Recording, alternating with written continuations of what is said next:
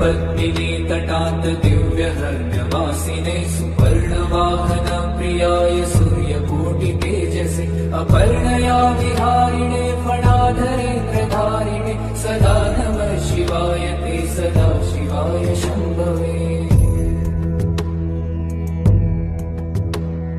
तुंगभंग जन्नुजा सुधांशु खंड मौलये पतंग पंकजासु रुत्कृपीठ योनि चक्षुषे भुजंगराज मंडलाय पुण्यशालि बंधवे सदा नमः शिवाय ते सदा शिवाय शंभवे